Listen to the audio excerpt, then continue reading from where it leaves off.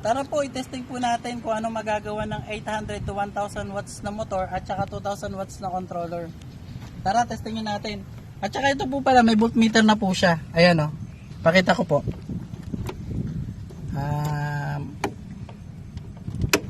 Ayan, naka 633 volts tayo.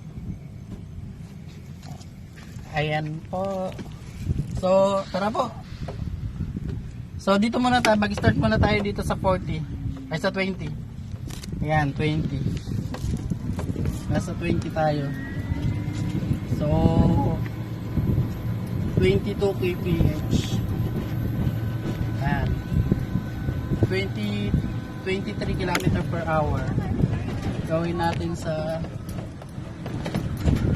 50. Ito paahod, oh. Nasa 50 tayo. Ayan. 30 km, 23 km. Pagka paahon, talagang bumababa talaga siya ng konti. Pero kayang-kaya pa rin naman. Nasa 20 km per hour pa rin naman. So, pagpababa, syempre mabilis siya. Nasa 50 na po tayo, ha. Mamaya babalik tayo, i-pull na kung gaano kabilis yun. Dito tayo may nakaharap. Tingnan nyo po yung cabin niya. Napakabilis po kahit sa palikot. Nakita nyo po, ilang degrees ba yan?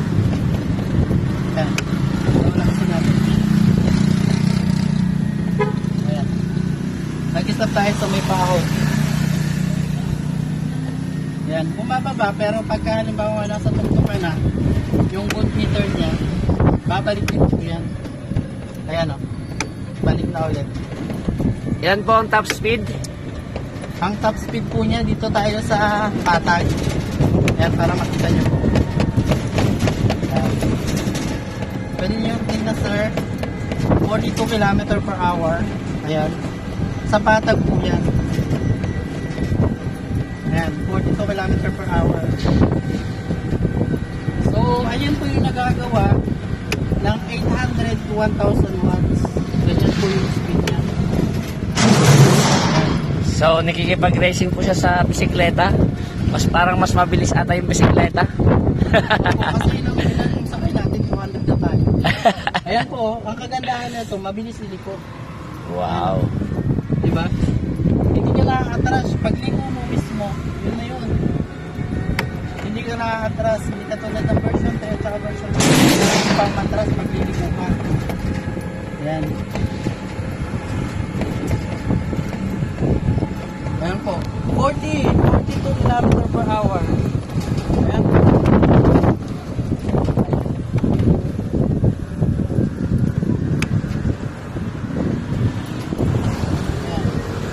Maganda ito pang mga village, pang hatid sundo sa school, tapos pamalengke, pang grocery, ayan, meron ka na sasakyan, hindi ka na Pwede ba yan sa mga beginner, sir? bagay na bagay po ito sa mga beginners, kahit po ito yung paa, pwede mag-drive dito, dahil meron siyang brake dito, ayan o, sa kamay may brake siya, kahit putol yung isa mong kamay, pwede ka pa rin mag-drive, basta may isa ka pang kamay, dahil meron foot brake, ayan o, foot brake. Oh. Safe ba yung anak ko panghatid sundo sa Safe school? na safe po ito pag kaihatid mo sa school ng anak mo. Lalo na hindi gaano kabilis, saktong-sakto lang. At hindi ka rin naman mahuhuli sa klase. Nasa time management na lang po yung gagawin. Pangregalo ko po kay nanay kasi senior citizen na, pwede rin po ba? Opo, pwede po ito sa nanay at saka sa tatay na mga matatanda na. Pwede po siya. Dahil hindi po kailangan ng lisensya sa ngayon to. So basta kaya mo lang mag-control kung paano i-adjust to, kung paano mag-throttle. Pwede po kahit sa matanda.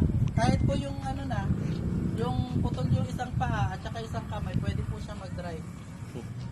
Basta meron po siya isang kamay at saka isang paa, pwede. Pero pag wala na talagang paa at saka kamay, matulog na lang po. Diretso na. At dyan po nagtatapos ang ating version 2. Maraming salamat po. Bye-bye. Super JD E-Bike. Shout out po sa E-Bike Zone. Bright. Ano pa ba?